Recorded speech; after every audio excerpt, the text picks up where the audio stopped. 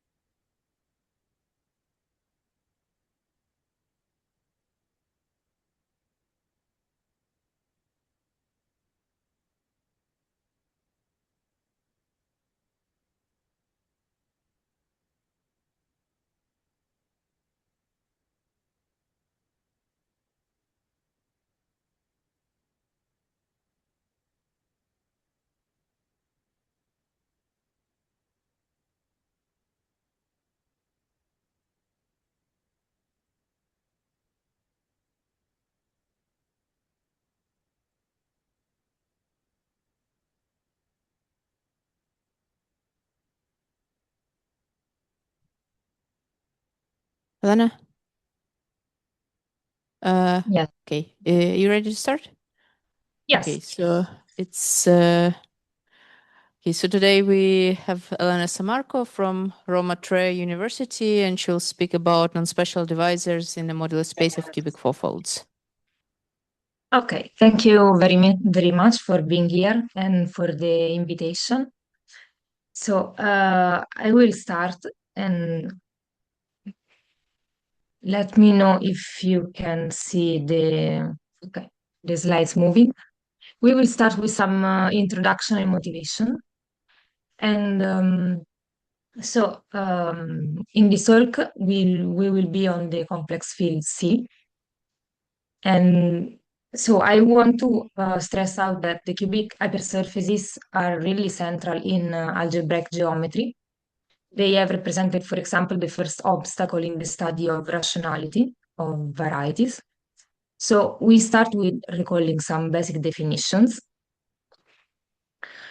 If we have a variety Y of dimension n, we say that it's rational if there exists a birational map from Y to Pn, and that it's stably rational if there exists an M, such that the product Y times Pm is rational. And unirational if there exists a dominant rational map from Pm to Y for some M greater or equal than the dimension of the variety. And in the last definition, we can replace the map by a map from Pn, actually. In this case, the map will be also generically finite.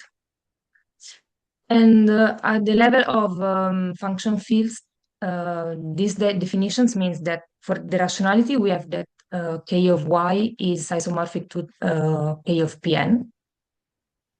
And the stable rationality means that we can consider this extension of k of y by the variables u1, um, and we will have the isomorphism with k of x1, xn plus m. And for the unirationality, we will have this inclusion of ky in k of Pm. So it's quite clear from the definition that rational implies stably rational, that implies unirational.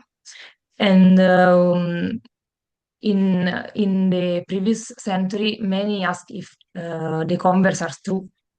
But we know that by a counterexample of Beauville, Colliot-Hélène, Sansuk, and Swinnerton-Dine, that there exists a stably rational variety, not rational, and also that there exists a unirational variety, not stably rational, and this is due by Artin and Mumford in 1972. And also in the same year, we have the first counterexample of a unirational variety that is not rational. And this is by Clements and Griffiths, and that's the cubic threefold. So, in general, one of the main problems is to determine whether a certain variety is rational. But we know that there are no universal criteria, only approaches that depend on the degree or the dimension of the variety. And so why we study cubic fourfolds? Because it's natural and easy to start with the smooth hypersurfaces in Pn+1. And if the degree is 1, well, we just have Pn that's rational. If the degree is 2, y is rational for every dimension. And this is done by the stereographic projection. For example, here I show the case of the dimension equal 1, but that's the same for every dimension. We have the 1-to-1 parameterization from the conic to P1, just projecting the lines passing to a point. And if the degree is 3, then the rationality depends on the dimension.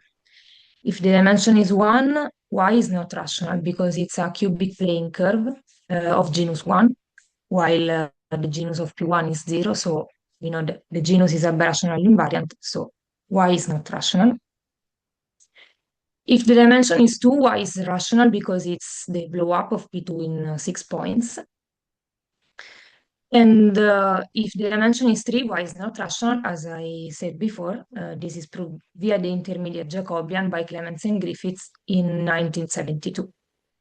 So let's say that this was the picture until some months ago.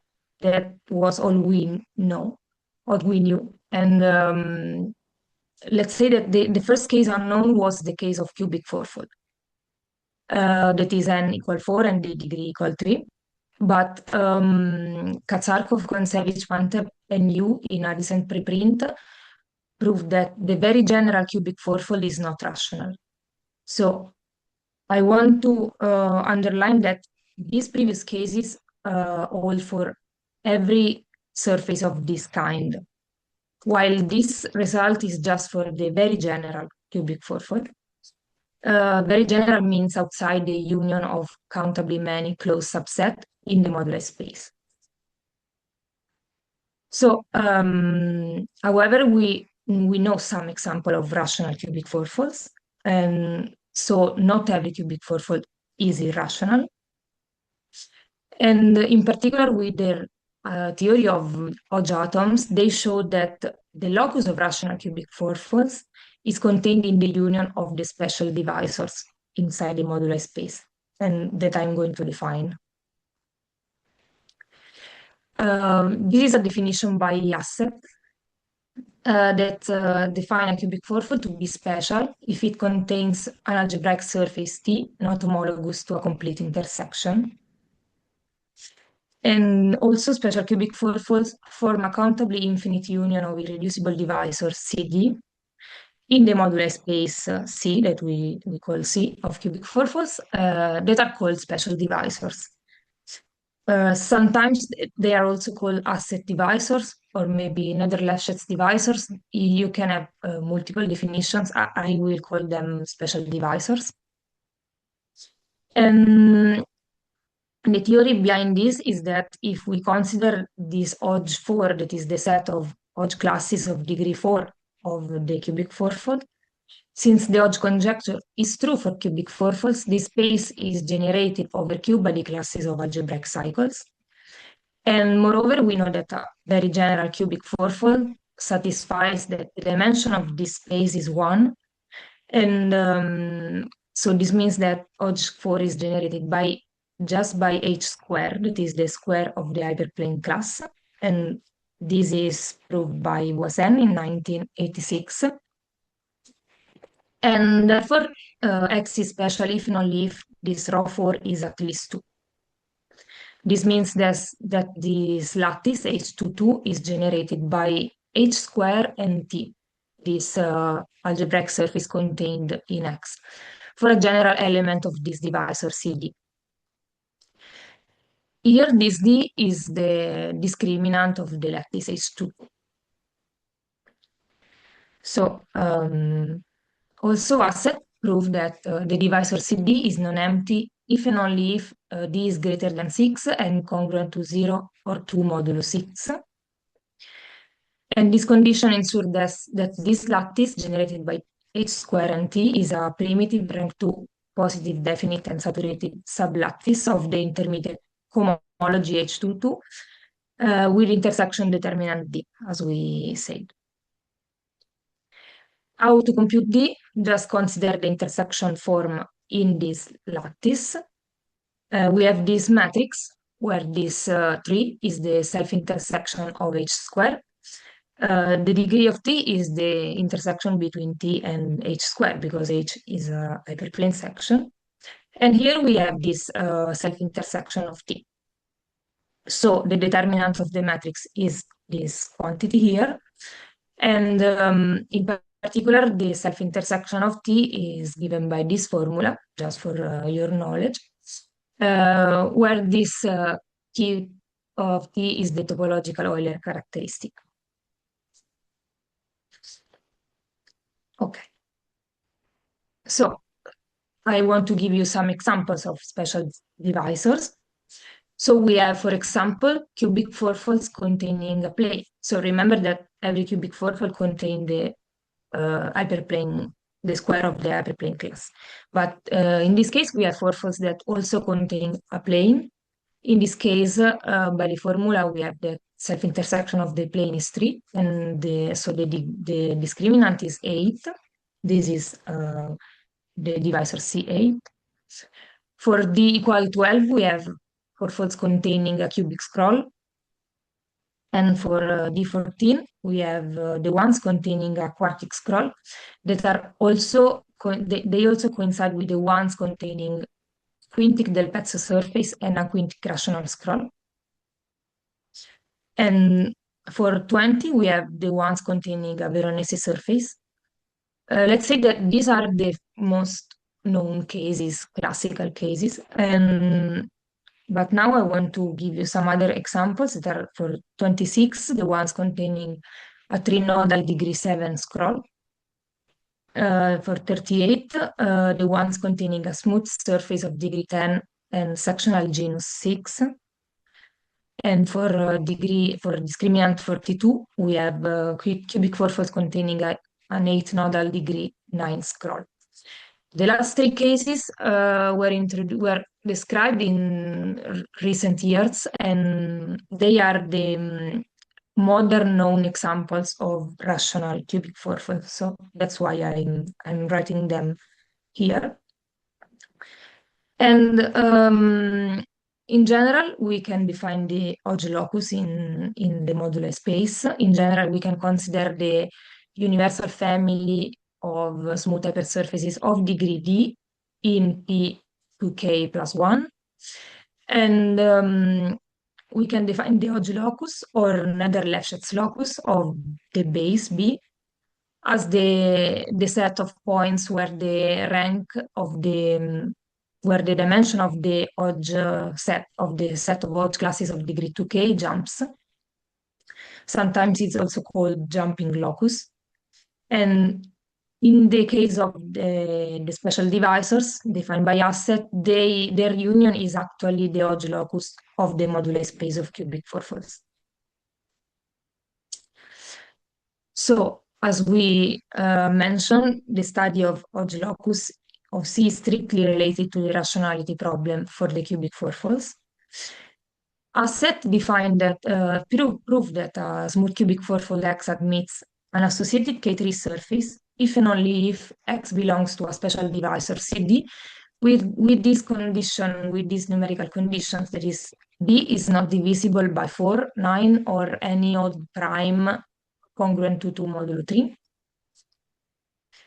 And an associated K3 surface S means that there exists an isomorphism of Hodge structure between the transcendental part of H2 of S twisted by -1 and the transcendental part of H4 of X with coefficients in Z.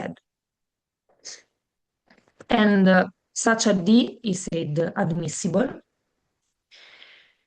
So until some months ago, we just had this conjecture by Kuznetsov that proposed in terms of derived categories of coherent sheaves that states that X is rational if and only if X belongs to some special divisor CD with D admissible. So that was all we knew some months ago. And the state of the art to date is that the conjecture by Kuznetsov predicts that the rational locus is equal to the union of admissible special divisors. Also, all the known rational cubic fourfourths belong to some divisor CD, and the known cases in which the conjecture is true are C14, this is classical, and C26, C38, and C42. That are the 3 cases that I mentioned before by Rousseau and Stagliano. And also it follows from the work of Katsarkov and the other authors that I cited before that the rational locus is contained in the union of the special divisors. So this work does not contradict the conjecture by Kuznetsov. Okay, so it is equally interesting to study the locus of cubic fourfourths outside of special divisors. The construction and the description of non-special divisors with some geometric properties is natural. And only 4 non-special divisors were known and described until our work. Now we have more, and I will tell you, but they are due to Ranestad Voisin, Addington Howell, and Costa Harvey Kedraia. And in our work, we construct a divisor that we call Severi divisor, which we prove to be non-special using some theory of polar hypersurfaces, the Dixon's lemma, some geometry of spin curves, the geometry of some Severi varieties from which the name is taken. So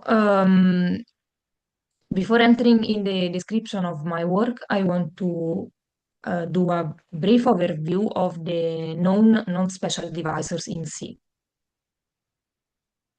So if you have any questions so far, let me know.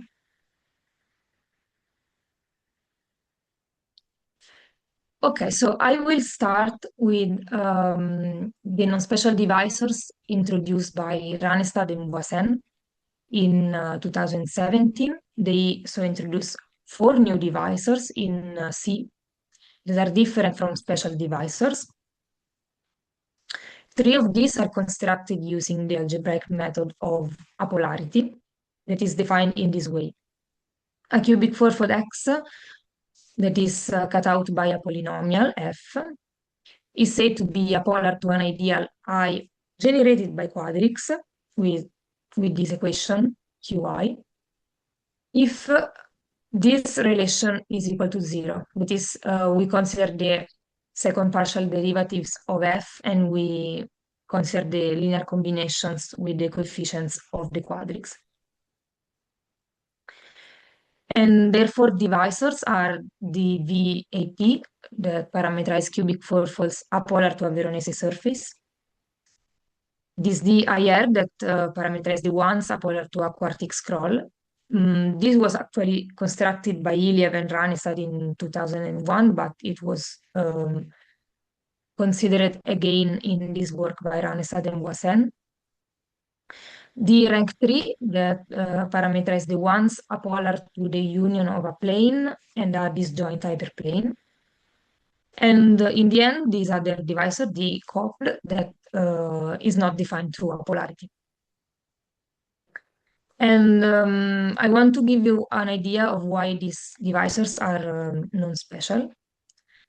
The description of the first one is that we can consider a vector space, three-dimensional vector space W, and the sim2 of W, that is a six-dimensional vector space.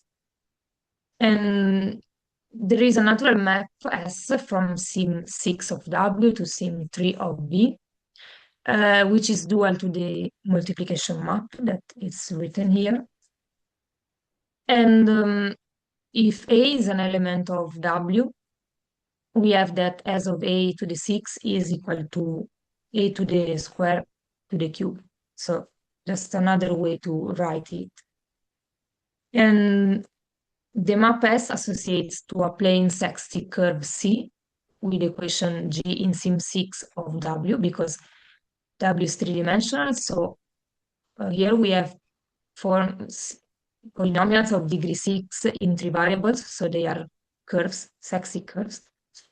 And it goes to a four-dimensional cubic with equation F that is the image of G. So we are going here, that is we have cubic polynomials in a six-dimensional vector space. So we have cubic fourfolds. And the cubic polynomials in the image of S are exactly the element of the divisor GPAP. The non-speciality proof is based on the fact that Nether-Lefschetz divisors have smooth normalization. And Ranestad and Voisin show that the normalization of this divisor is not smooth, and hence it cannot be special.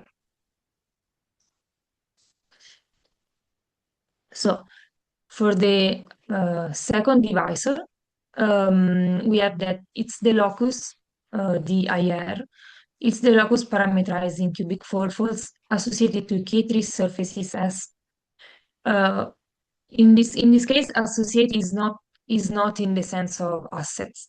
There is another construction, but it involves these K3 surfaces that are obtained. They have degree 14 and obtained as transverse intersection of the Grassmannian G to 6 with a codimension 6 linear space P8 inside the Lucas ambient space of the Grassmannian, that is P14. And the non-speciality proof is done by Addington and Howell, and it's so just Ranestad and Voisin introduced four divisors, but they just show that one of them, the first one, is non-special. For the other one, we have other works that prove their non-speciality. And they use point counting methods over finite fields to show that an element inside this divisor is non-special. And so I'm not an expert of this proof, and surely I think that Sasha maybe can tell much more. But they find in this divisor some explicit cubic fourfolds over Q with good reduction modulo 2, and such that the zeta functions over F2 show no primitive Tate classes in codimension 2. And for the third divisor, the rank 3, these parameterized cubic forms such that F has a partial derivative of rank less or equal than 3, because a partial derivative is as degree 2, so we have the rank for the quadric. And if the form is inside the divisor, this means that there exists a point P in the projective of the dual of V and a plane inside this space, such that the second partial derivatives of F with respect to the point P and to any other point of W is 0. And again, the non-speciality proof is given by Addington and Howell in the same work, and it's the same method of the previous case, the IR case. And okay, to finish the picture of Ranestad-Voisin divisors, we have the last divisor that is defined as the locus parameterizing cubic forms F, which can be written in this form here. where these AI are linear forms. And we want 4 of them to be coplanar. And this means that 4 of them are linearly dependent. And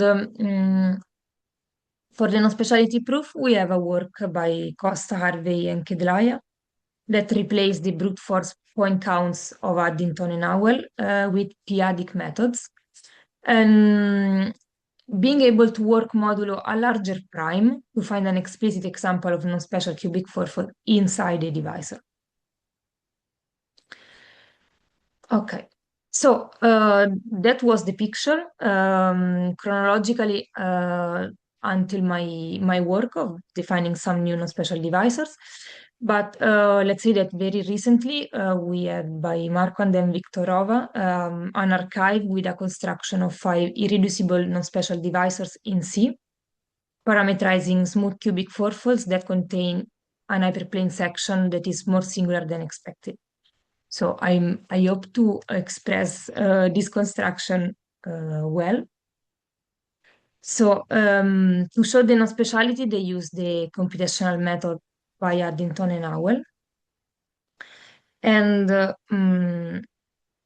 so the idea behind is that if X is a general cubic fourfold, then all hyperplane sections have total Turina number less or equal than 5, where this number is for an isolated singularity in the hypersurface.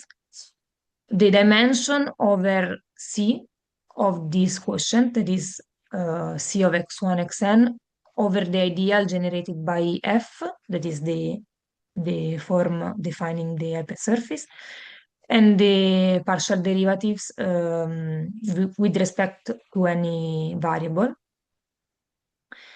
And so they consider hyperplane sections with total Turina number 6, and this gives a divisorial condition.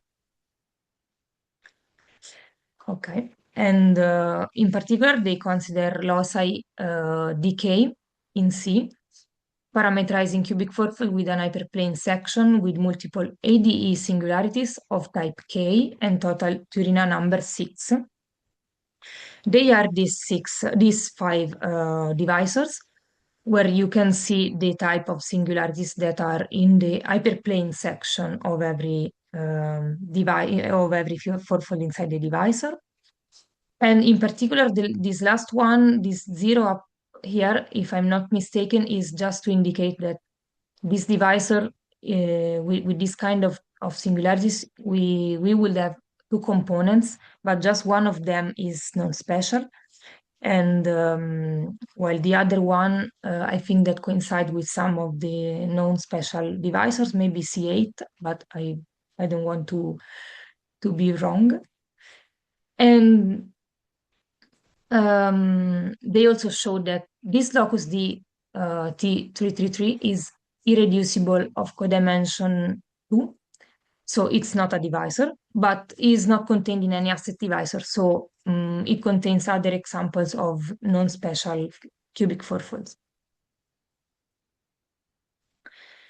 Okay, so now we focus on the description of our Severi divisor. And before going into the description that could be technical in some points or long, I want you to focus on the fact that this locus in the moduli space of cubic fourfolds parameterizes fourfolds with a net of partial derivatives whose discriminant locus is a 10-nodal plane sextic. So this means that we have a fourfold. We compute the partial derivatives of the fourfold, and we consider net of them that are the projectivization of vector spaces generated by 3 of the partial derivatives. These are nets, so they have a discriminant of nets of quadrics, and they have a discriminant locus that is always a plane sextic curve, and we want this discriminant locus to be 10-nodal. So now we are going to construct some things to go in this direction. So if you have any questions so far, let me know. Maybe you'll define it in more detail because also the Yes. internet was a bit unstable for a second. So what exactly do you mean by a net, or is it something that you will define later? No, okay, net is let's say it's a classical definition.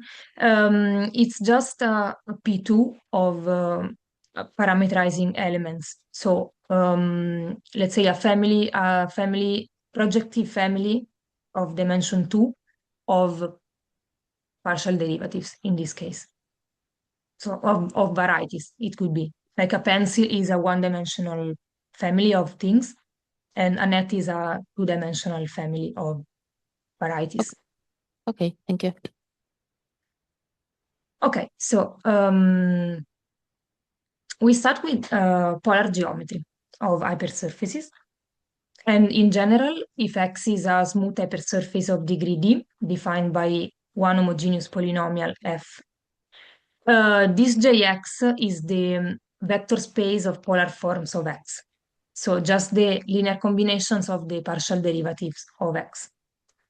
And this is an n plus 2 dimensional vector space because we have n plus 2 variables here and generated by the partial derivatives of f, and its associated linear system is called polar linear system, denoted in this way, is Jx. It is a Pn plus 1. This, for a smooth hypersurface, it's obvious and is a classical result. We know that the dimension of the polar linear system is less or equal than n, if and only if, after a linear change of variables, the polynomial f becomes a polynomial in just n plus 1 variables. And an element of the polar linear system is denoted in this way, p of x, where this small p is a point in Pn plus 1. This is an hypersurface of degree d minus 1 because the degree of f is d. And it's called polar variety. In the case of a smooth cubic hypersurface, what happens is that the polar linear system consists of quadric hypersurfaces because the degree of x is 3, so partial derivatives have degree 2. And we also know that a quadric hypersurface in Pn plus 1 is a bilinear form. So it can be represented as in this case, m plus 2 times m plus 2 symmetric matrix M, where the entries are the coefficients in the polynomial defining the quadric. And we also know that a quadric hypersurface is singular if and only if the rank of the matrix drops. That is, if and only if the determinant of the matrix is 0. So, Sorry, can we yes, go back one slide again? So can we look at the definition of px again? yes, So Jx was just like spanned by the partial derivatives? yes, exactly. And the elements so Jx is just the vector space of partial derivatives. Okay. And when we consider the linear system, we are looking at the vanishing of these equations, so the variety defined by these equations. So the elements inside the linear system are the zero loci of this kind of equations, where these pi are just coefficients that you can choose as you want, and they are the coefficients defining the point P that varies in all the Pn plus 1, that is the polar linear system Jx. Is it okay?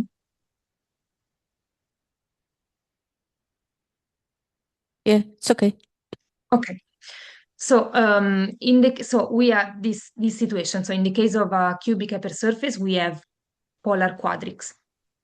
And we denote by delta R the closed subvariety of the space of the linear system of all the quadrics in Pn plus 1 that parameterizes quadrics of rank less or equal than R. And we also use the notation of this delta R x for the quadrics of rank less or equal than R inside polar linear system of a fixed variety X. And delta n plus 1 is just the first case of singularity for a quadric, and it parameterizes the rank less or equal than n plus 1 quadrics. It's called discriminant hypersurface. There is a stratification of the singular locus of delta n plus 1 filtered by the rank of the quadrics. This is really classical. We know that the singular locus of every stratum, delta r plus 1, is just the next stratum, delta r, for every r. And also we have this formula for the codimension of every stratum inside delta n plus 1. And in the case of a cubic fourfold, that is n is equal 4, we have that a general polar quadric is a quadric in P5, so it has rank 6, a smooth one. For the general C locus, we have quadrics of rank less or equal than 5, and it is a locus of dimension 19, because the linear system of quadrics in P5 has dimension 20. And these are the other strata, the rank less or equal than 4, 3, 2, and 1. And these numbers here are the respective dimension of this strata. So now remember that we want to consider net of polar quadrics that have some ten-nodal Sekci curve as discriminant locus. So we need to study curves, and then we will link the two. And so we define for a smooth irreducible curve and with canonical sheaf omega c, a theta characteristic to be a line bundle theta on C, such that the square of theta is omega c. A theta characteristic is said to be even if H0 of C theta is 0 con modulo 2, or odd if H0 is 1 modulo 2. And the pair C theta is referred to as a smooth spin curve. So if G is the genus of the curve, then theta is in peak G minus 1 of C, because its square is omega c, so its square has degree 2G minus 2. And we know that the number of non-isomorphic theta characteristics on a fixed smooth irreducible curve C is equal to 2 to the 2G. So every curve has a finite number of theta characteristics, of isomorphism classes of theta characteristics. And more precisely, there are this number of even theta characteristics and this number of odd theta characteristics on the curve C. And there exists a moduli space of smooth spin curves of genus G greater or equal than 2 that is equipped with the forgetful map to the moduli space of genus G curves, sending the pair C theta to just the curve C. And the map key is étale and finite of degree 2 to the 2G, for what we have said before. And Mumford and Attia in two different works showed that the parity of a spin curve is locally constant in families. This means that if you deform an even theta characteristic, an even spin curve, it remains even, and also for the odd ones. So we can find inside SG two disjoint components that are S minus and S plus for the odd and even theta characteristics. And there are also two maps that are the restriction of the forgetful map to the two components. S minus, we have key minus and key plus. They are again étale covers, but now the degree changes and it's given by the number of odd theta characteristics and even theta characteristics. So remember that we want to study 10 nodal Sekci curves.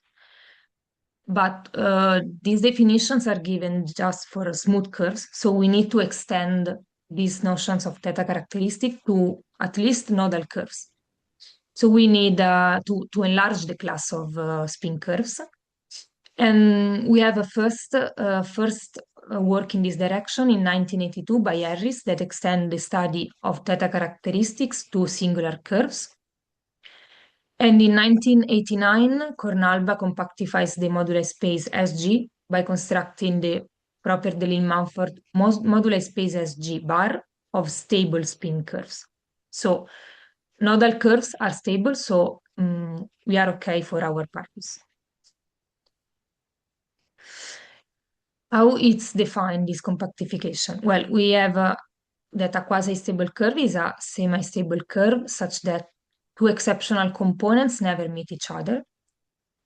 And if X is a quasi-stable curve of arithmetic genus G, a spin structure on X is the datum of a line bundle theta of degree G-1 on X and a homomorphism beta between the square of theta and omega X, satisfying the following conditions. That is, theta has degree 1 on every exceptional component E of X, and beta is not 0 at a general point of every non-exceptional component of X. So a stable spin curve. Elena? Yes. Yes. Can you repeat what do you mean by the exceptional component of the curve? Yes, what happens here is that in a semi-stable curve, you have, let's say, you, in some sense, substitute the nodes with some exceptional components that are P1, just some P1. So the curve is the union of some irreducible components where some of them are P1s and they all intersect like a simple normal crossing intersections.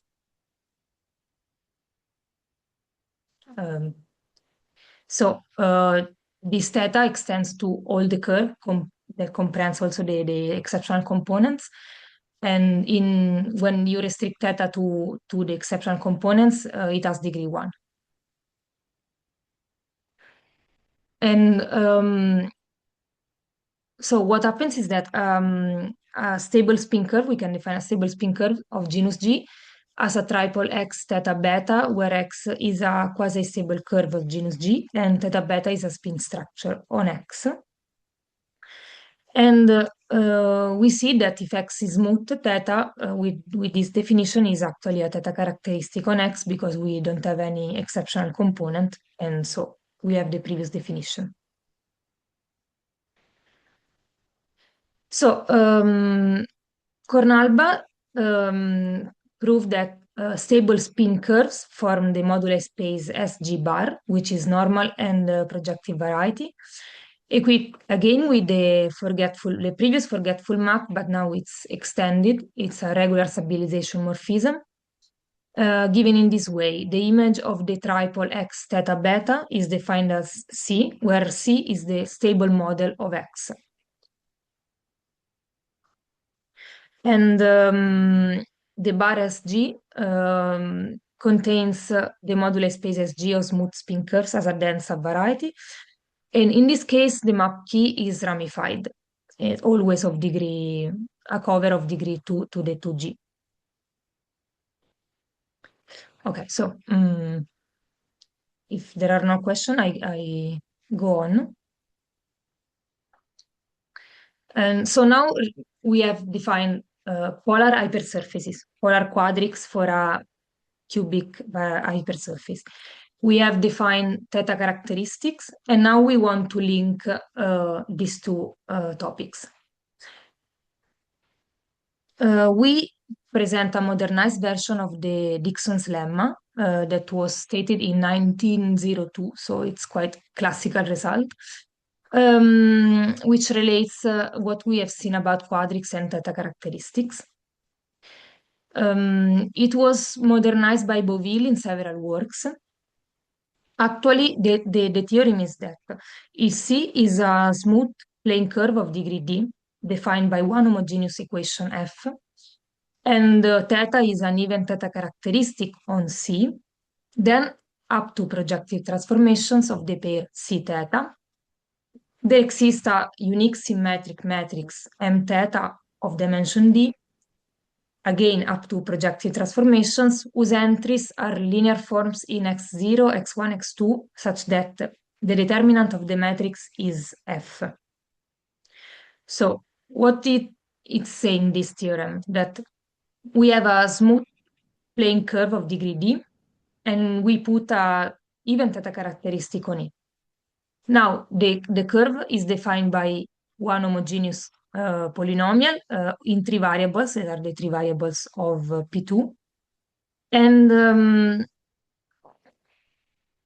at the level of moduli spaces, let's say that to the pair C theta, there is associated a unique matrix M theta, whose entries are linear forms in three variables. And the determinant of the matrix is F. So remember that a symmetric matrix is a quadric, represents a bilinear form that is a quadric, in this case inside PD minus 1. And the elements of the matrix depend on three variables. So actually the matrix is not just one quadric, but represents a projective family of dimension 2 of quadrics, okay, because we have three parameters. So actually, this is a matrix representing a net quadrics inside PD minus 1. So the Dixon's lemma says that there exists a birational map between the moduli space of smooth plane spin curves of degree D and the moduli space of nets of quadric in PD minus 1. So that's quite crucial. So if it's not clear, let me know. Let's say that Again, the internet was a bit unstable, so maybe let's pause for a second to absorb this. But also, I have a question about the theorem. So you say, so again, if I don't really see how theta comes into play, because it just says that, okay, there's a matrix such that its determinant is yes. F. So I'm not showing this, but let's say that it involves some exact sequences. You can find in some work of Bouville. I'm not writing this down, but let's say that you consider this exact sequence of yes, let's say of shifts, and theta is just the one of the line bundles involved in the sequence, and M is the matrix that allows you to go from. It's one of the map involved in the sequence. So let's say that there is this algebraic construction. Let's say I'm not really an expert of this, but maybe I can give you some references later. Okay, thank you. And so yes, but also we have geometric connection between this curve C and the net of quadrics. And so this is done in this way. If C is a smooth plane even spin curve of degree D, and N is the associated net of quadrics in the sense of the Dixon's lemma, we consider the locus of the singular points of the degenerate quadrics of N. That is not the discriminant locus of the nets, but we have the quadrics in PD minus 1, and we take all the singular points, so we connect all the singular points. This gives a curve in PD minus 1 called the Steinerian model of C, denoted by S of C. And this Steinerian model is obtained as the embedding of C in PD minus 1 through the linear system theta 1. This is another way how the theta is involved in the construction of the net. And the degree of the curve S of C is just the degree of theta 1, that is 1/2 d times d minus 1. And also, when you have the Steinerian model, that is the singular locus of the net, it, in some sense, uniquely identifies the net of quadrics.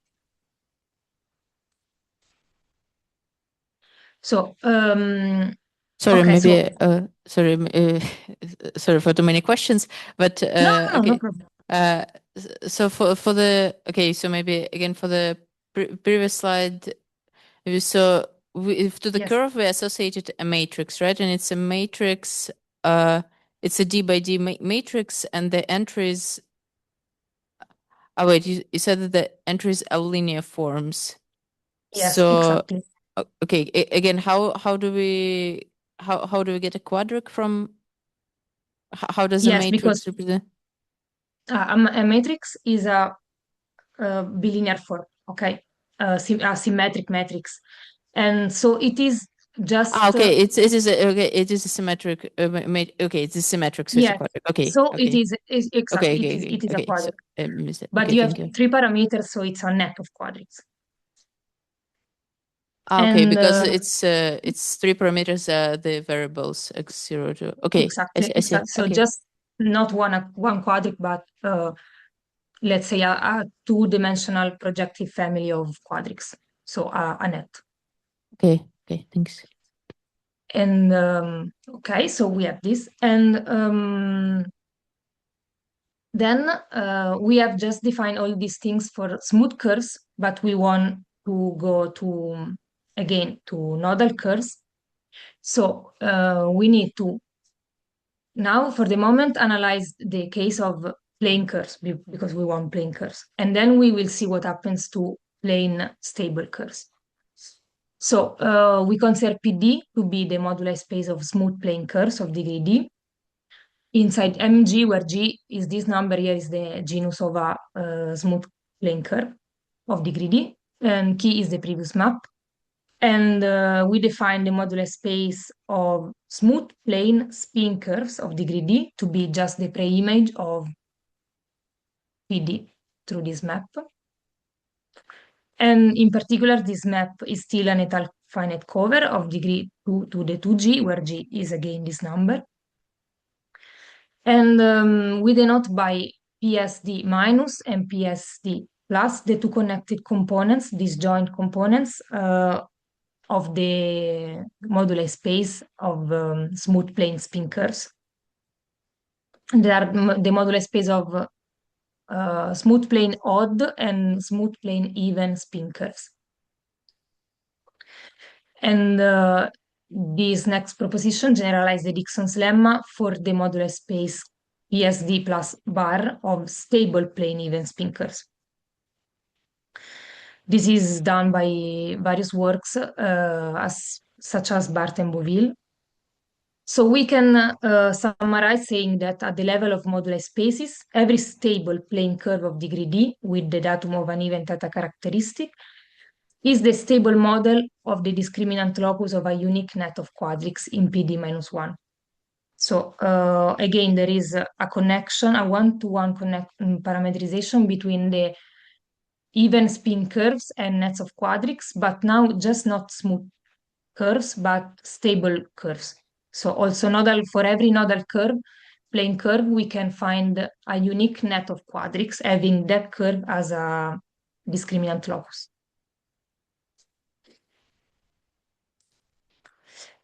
And so now we can finally go in the construction of the Severi divisor. We focus on the case of nets of quadrics in P5 because we want to involve the cubic fourfold in the picture. And we denote by this curly n the modular space of nets of quadric hypersurfaces in P5. So this is the question by PGL6 of the Grassmannian of nets inside the space of quadrics of P5. And the Dixon's lemma actually says that there exists a surjective map, C from N to P6 bar, sending a net of quadrics of P5 to its unique discriminant plane sextic curve. And it is finite of this degree. And this is the generalization of the Dixon's lemma in the case of stable plane curves of degree 6. And Also, the dimension of n is equal to the dimension of P6 because the map is finite, and it's 19. It's quite easy to compute this. And this degree is just the number of even theta characteristics of a curve in P6, where G is 10, the arithmetic genus of a stable plane sexy curve. So it means that for every stable plane curve of degree 6, we have a unique net of quadrics in P5. So this is surjective and finite of this degree. And also the map, this map factors through the compactified moduli space of stable plane spin curves of degree 6, where this nu is actually the map of the Dixon's lemma. This is one-to-one. We have nets, and here we have curves, comma, even theta characteristics. And here we have the forgetful map, and that has degree this big number here. And so we finally define the moduli space of cubic fourfold that we have used so far but never defined. If we fix coordinates on P5, X is a cubic fourfold, so it is defined by a non-zero homogeneous cubic polynomial F in symmetry of V6, and X is in the linear system of all the cubics in P5, that is a by dimension count P55. And we consider US the locus of stable cubic fourfolds. The coarse moduli space of stable cubic fourfolds is the GIT quotient, US quotiented by PGL6, where here stable cubic fourfolds is in the sense of the Lazar's classification. And the dimension of the moduli space of cubic fourfolds is 20, given in this way. So when we want to construct divisors, remember that we want to construct something, subvarieties, families of dimension 90, because they are divisor in a 20-dimensional vector space, in a 20-dimensional space. And we consider, I don't know, let me check the time here. Okay. And we can consider polar linear systems of smooth cubic fourfold X, and consider the open dense subset of smooth cubic fourfolds. So there exists a natural rank 6 vector bundle over U, whose fiber at cubic fourfold X is the vector space JX of its partial derivatives. So it's just a rank 6 vector bundle. And through some technical details, we can consider the associated projective bundle, so for the polar linear systems, and we can pass to the moduli spaces because these two are invariant under the action of PGL6, well defined. So in the end, we will have this projective bundle pi from P to C, whose fiber over a general cubic fourfold is the polar linear system JX. And we observe that the fiber is a 5-dimensional projective space because this JX is a P5. And so the dimension of this P is 20 plus 5, that is 25. And to define the Severi divisor, we need to consider nets of polar quadrics in the polar linear system of a cubic fourfold X. So we have the link between nets of quadrics and stable curves. Okay, now we want to involve the cubic fourfold in the picture. So we want the link between nets of quadrics and cubic fourfolds. So to do this, we will consider nets of polar quadrics. So we consider this Grassmannian GR3JX. So this is the Grassmannian of all the nets of polar quadrics of X.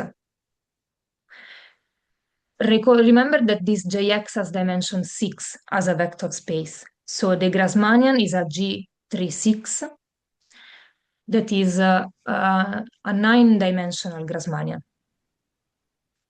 And we have that a general net inside the Grassmannian has a smooth discriminant plane sexy curve delta n. So we take a general smooth cubic fourfold, and it has an entire Grassmannian of nets of polar quadrics. Inside the Grassmannian, we consider the general element. This general element has a smooth discriminant curve.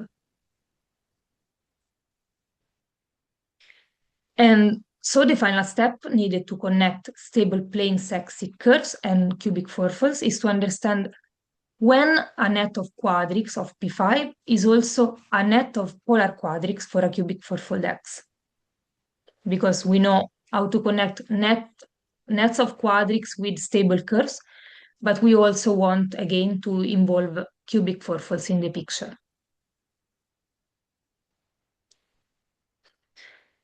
To do this, we define this variety here, that is G tilde, that is the variety of the pairs Xn,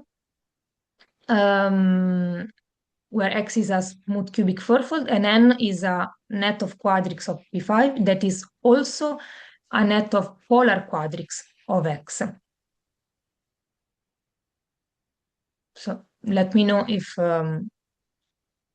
you have any question.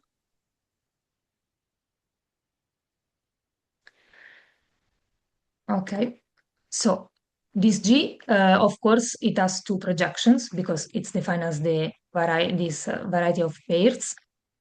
So we can project on the first factor, and this gives the fiber over a smooth cubic fourfold here is just the set, the family of all the nets of polar quadrics of X.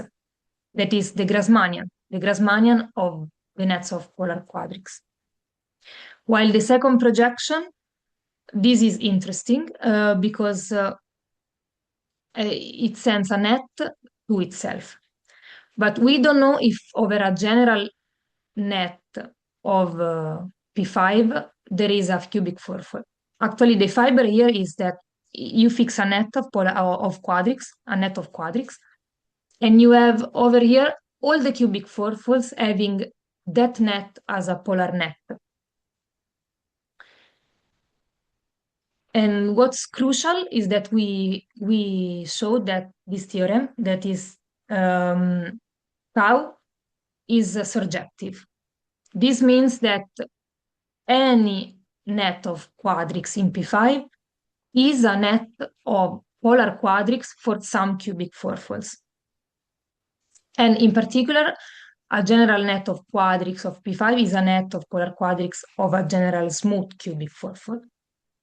And also this map is really nice because it's a P10 bundle.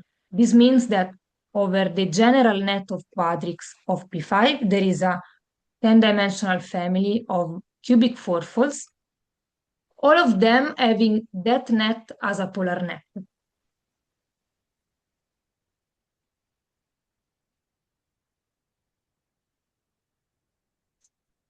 So these two maps, so we have these two maps, we are doing all of this at the level of parameter spaces. We want to pass to moduli spaces. So we consider moduli spaces of all these three spaces here. The first map is a Grassmann bundle because we saw that the general fiber is a Grassmannian. It's equivariant under the action of PGL6. So it induces a Grassmann bundle at the level of moduli spaces, where this curly G is just G tilde quotiented by PGL6. The dimension of this G tilde is just the dimension of the base plus the dimension of the fiber, that is the Grassmannian. So 20 plus 9, that is 29. Also, the second projection is equivariant for the action of the group. And so we have, again, a modular map and also surjective. As we saw, N as dimension 19, also because this has G has dimension 29, the general fiber has dimension 10, so it has dimension 19, as we saw before. So this is the general picture that we have so far. This C is the moduli space of cubic fourfolds. This P is the projective bundle of the polar linear systems of cubic fourfolds. This G here is the moduli space of pairs x comma n, where x is a cubic fourfold and n is a net of polar quadrics of x. N is just the moduli space of all the nets of quadrics in P5.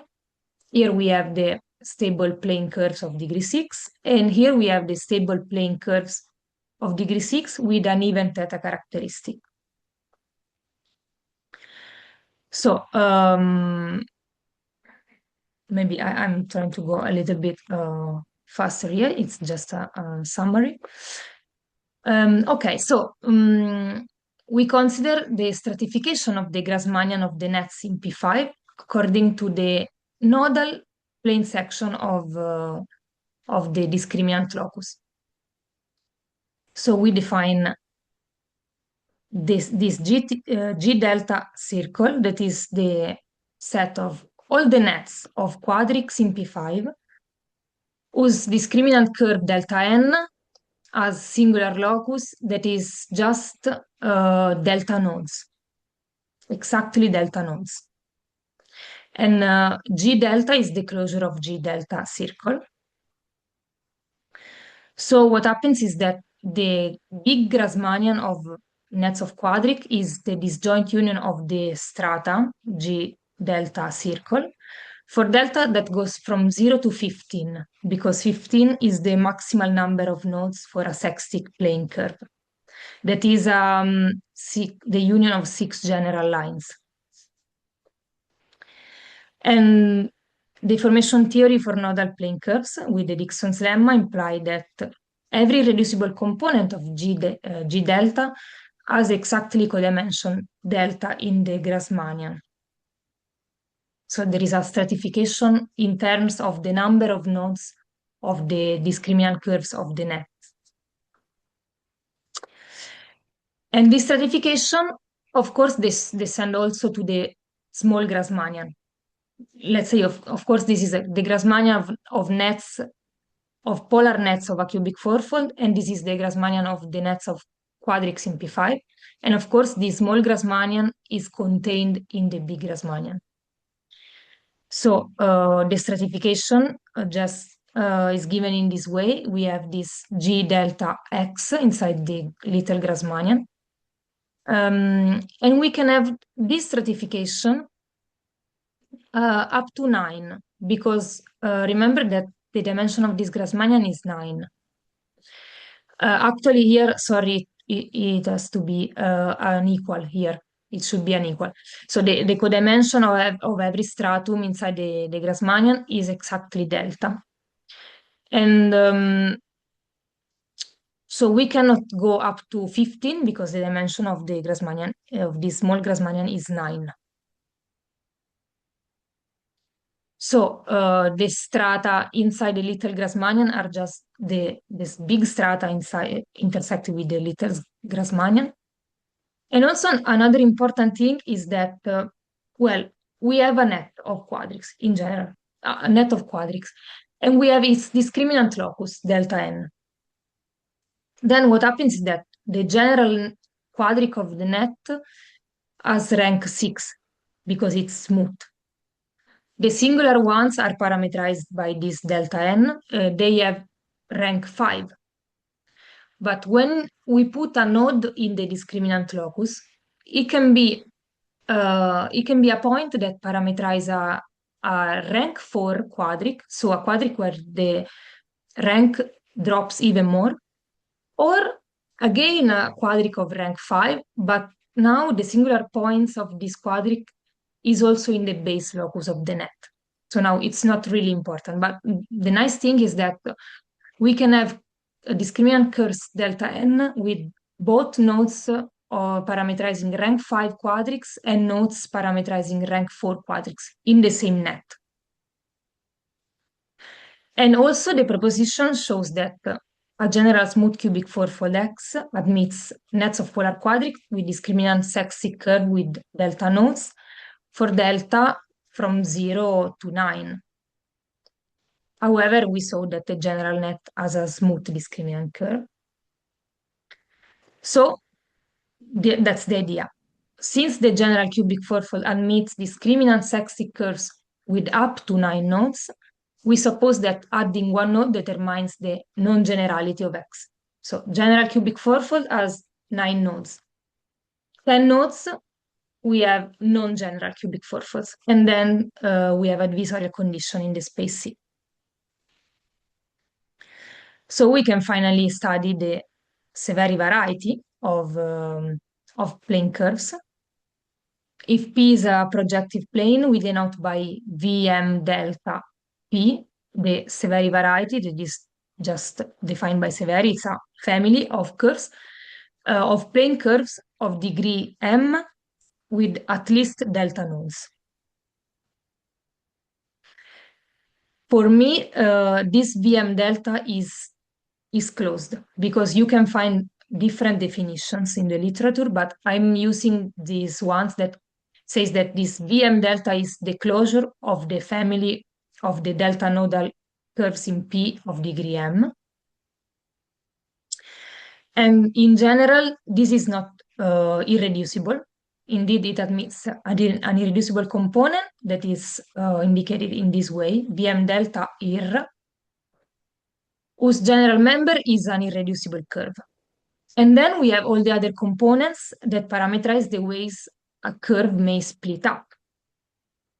So I'm going to give you a more detailed example. We consider Severi variety V610, so sextic plane curves with 10 nodes. In particular, a plane sextic curve with exactly 10 nodes can split up in the following ways.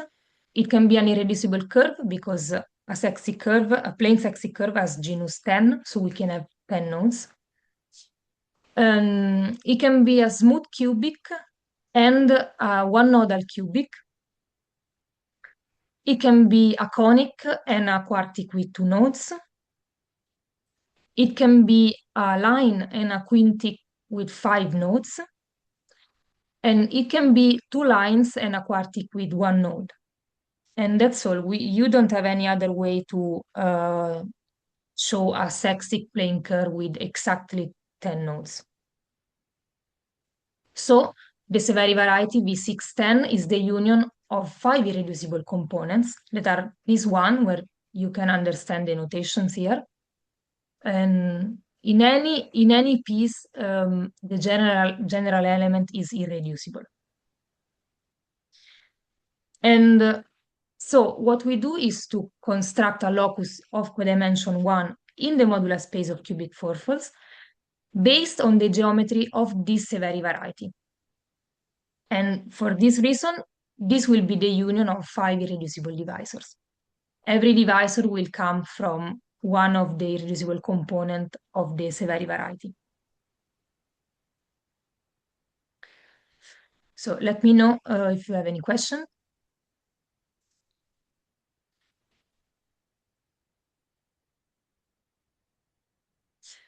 Okay, if not, we can finally enter in the definition of the Severi divisor.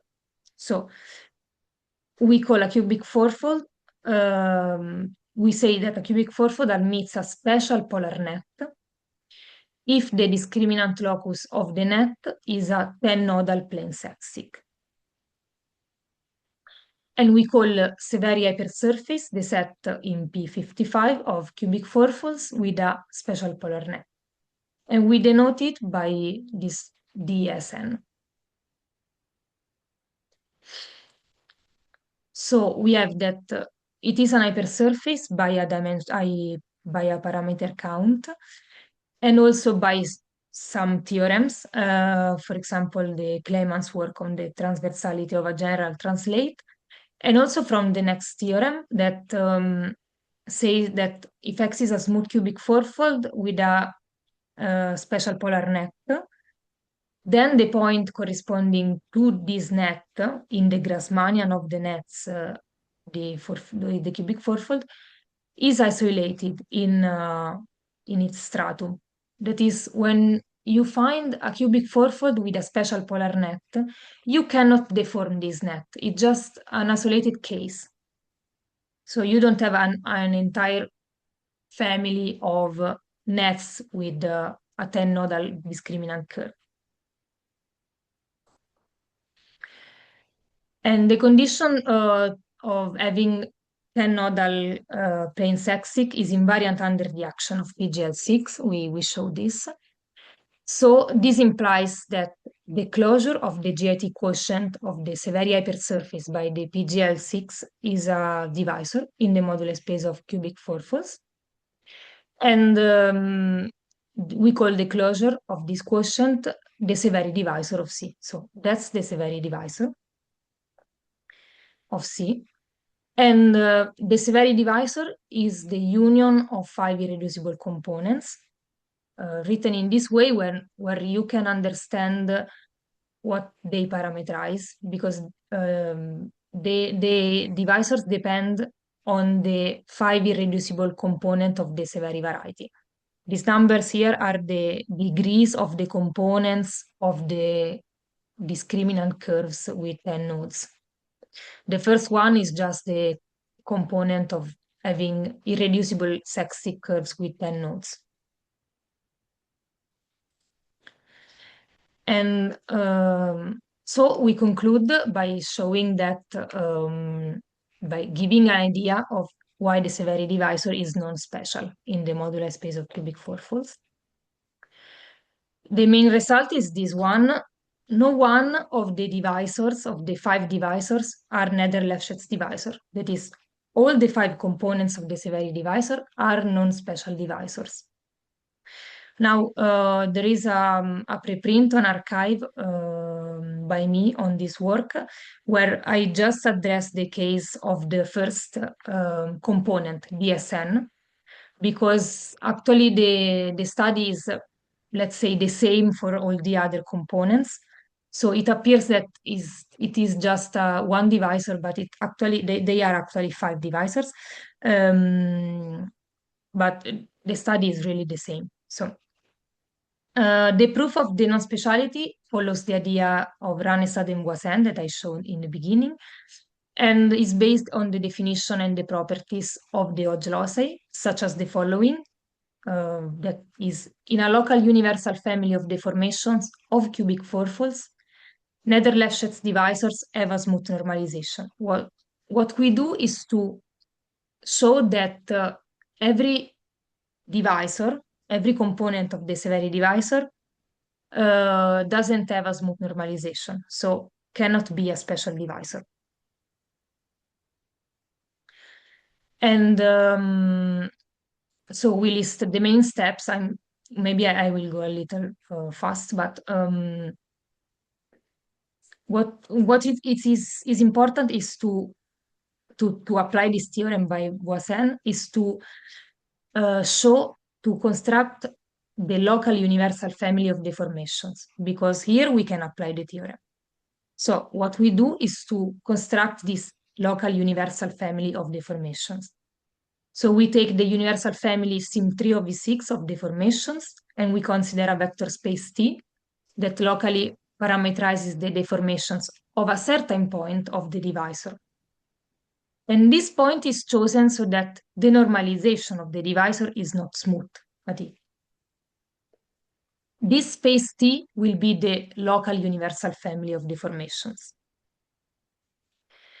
The point we choose is the Fermat cubic fourfold. Indeed, this is the same for all the 5 components, because the Fermat cubic belongs to all the 5 components of the Severi divisor. Why? Because the discriminant sexic curve of a general polar net of the Fermat is the union of 6 lines in general position. So the worst case for a plane sexic curve is the union of 6 lines, and it is realized by the Fermat cubic fourfold. So what is this vector space T? It will be the subspace of Sim3 of V6 generated by the monomials of this form, xi, xj, xk, with all the indices different. And this means that T is actually isomorphic to Sim3 of V6 quotiented by the Jacobian ideal of the Fermat cubic fourfold, that is the one generated by the partial derivatives of the fourfold.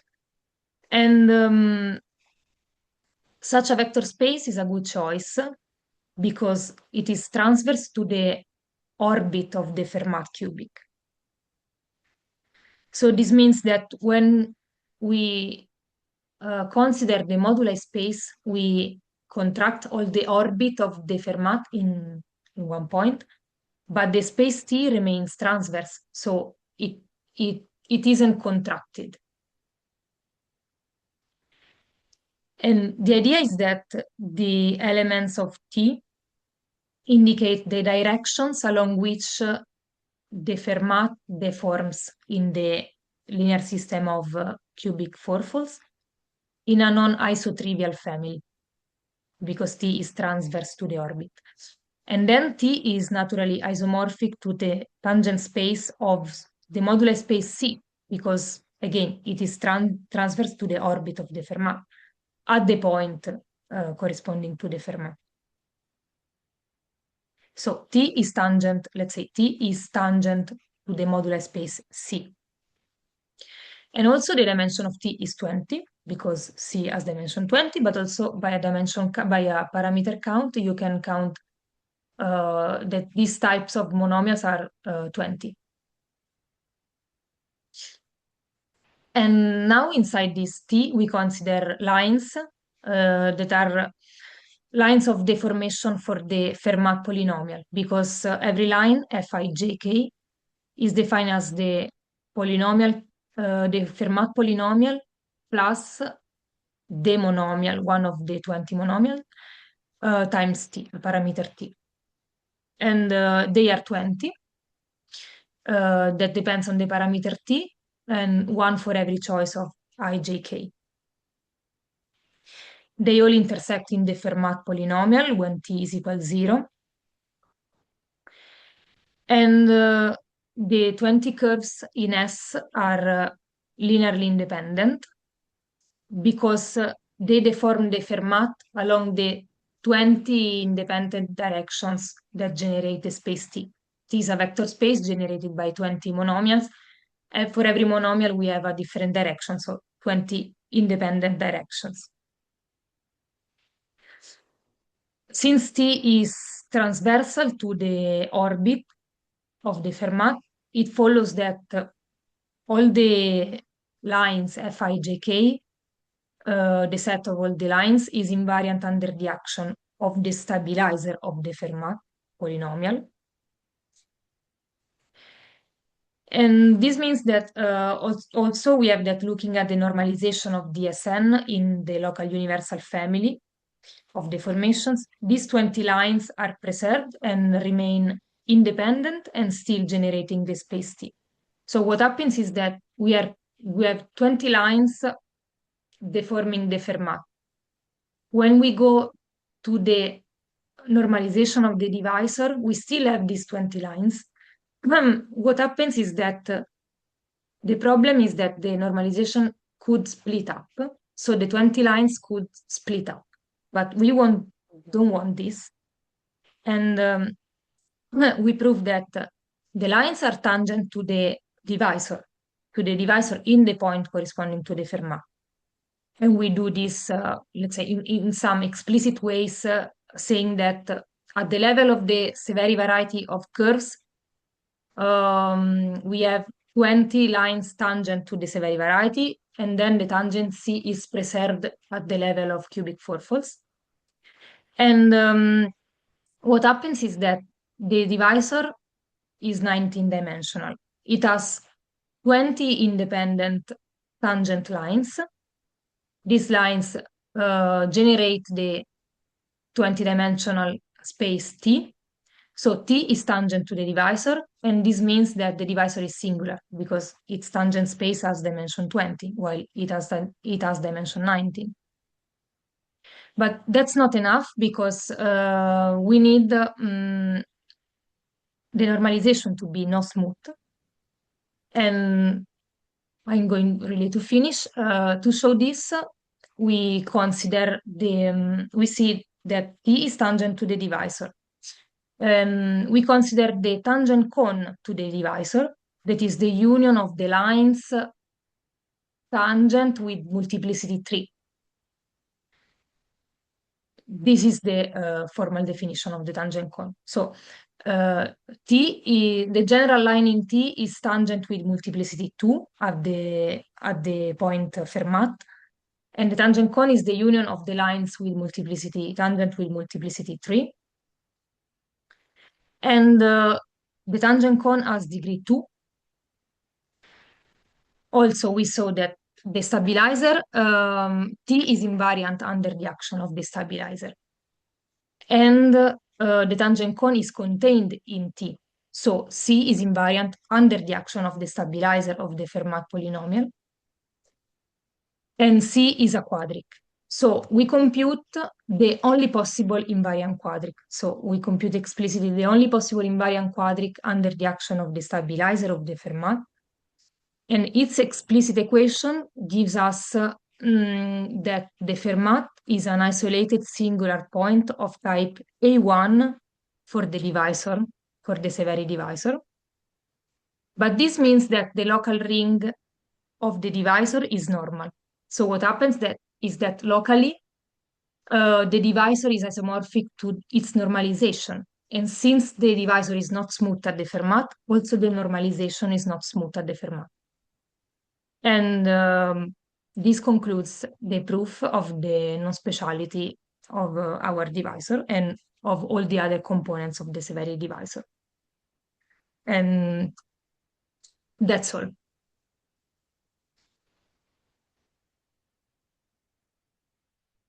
Okay, thank you so much for the nice talk. Does anyone have any questions?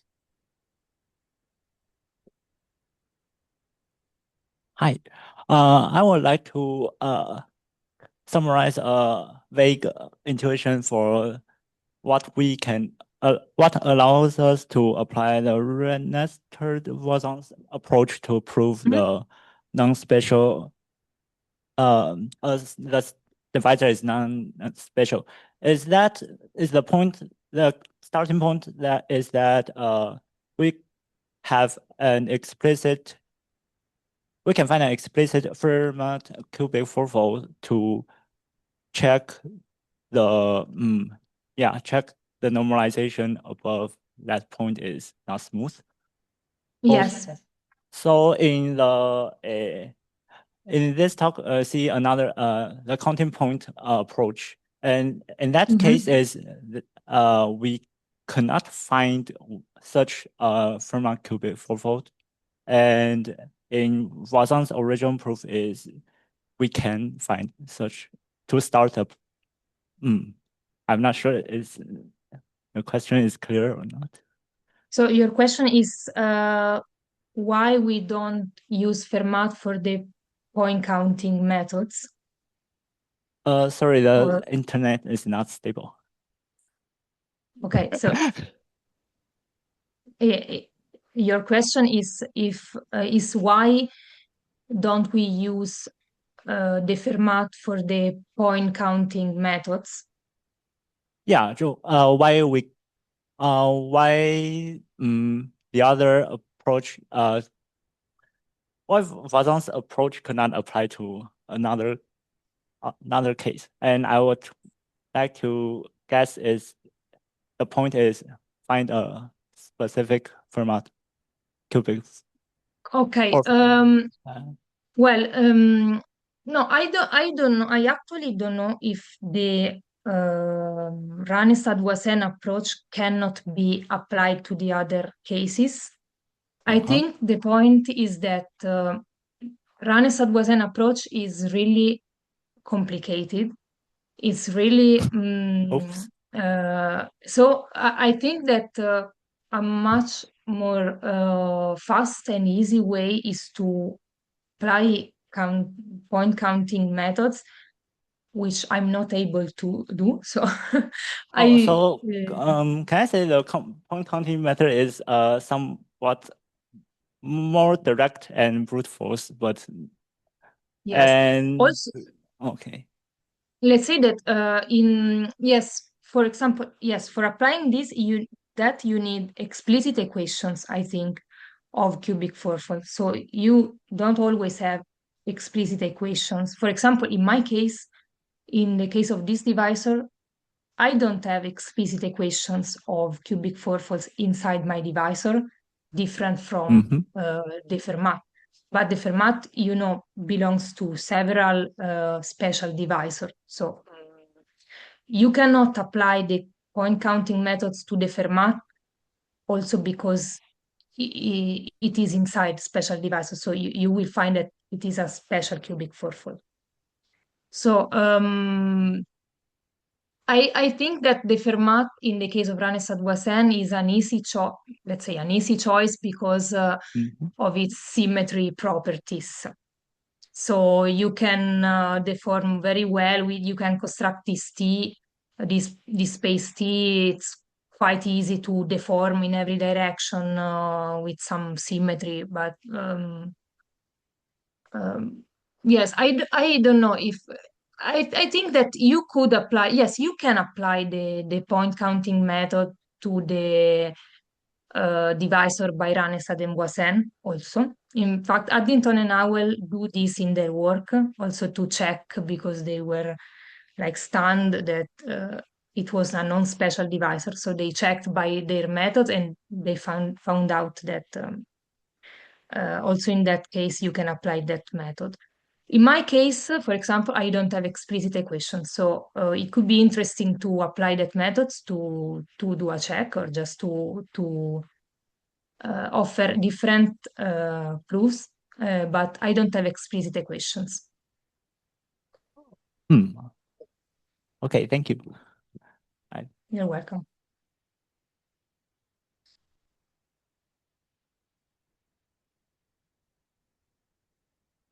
Right.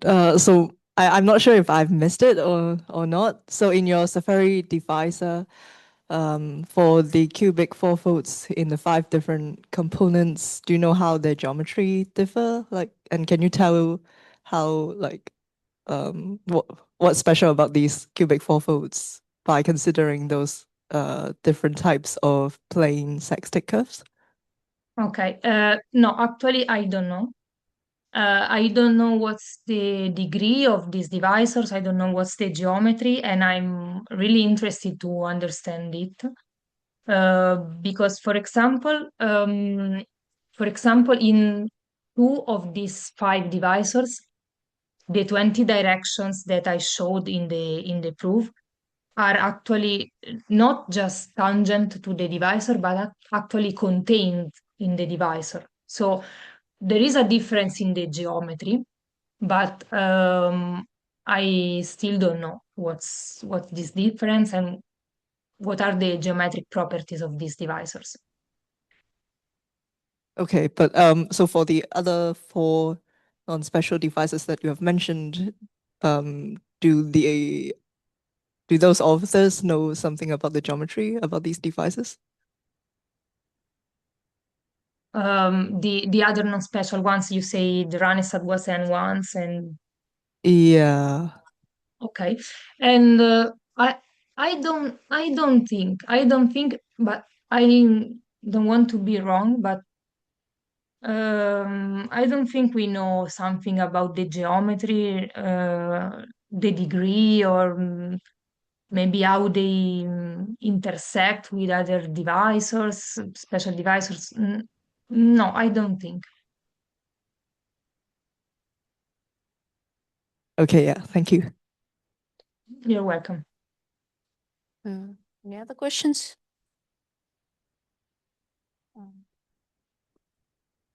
Okay. Yeah, I think it's okay. Maybe I think I've asked you similar questions before, but so this relates to like the difference between like various non-special divisors. So in your case, so maybe in your case it's like a bit silly to ask, but kind of is it clear that okay? So we know that. So how your divisors are defined is that in one kind of we can choose what's the word, the net of quadrics in the fiber such that the discriminant curve is one is sextic with 10 nodes, right? But Yes. is it clear that kind of this five different things are actually different? That the five components, because if, for example, is it possible that in one just kind of for different for one net you have a sextic with 10 nodes that's irreducible, and for the other net you have I don't know, a reducible curve?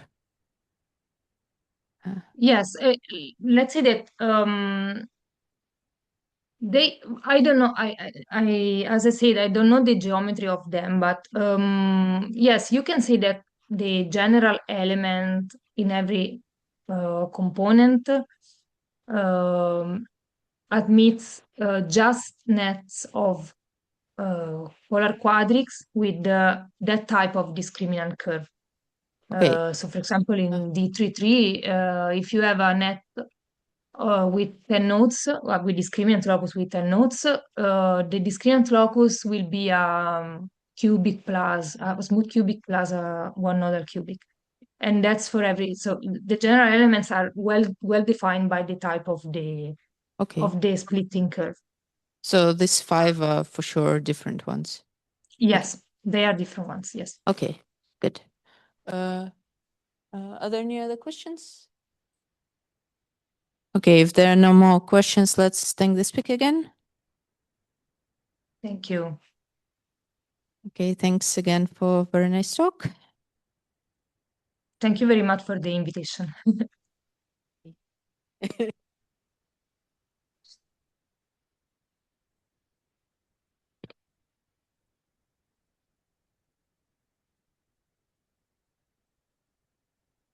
So I'm Bye. bye. Thank you. Bye.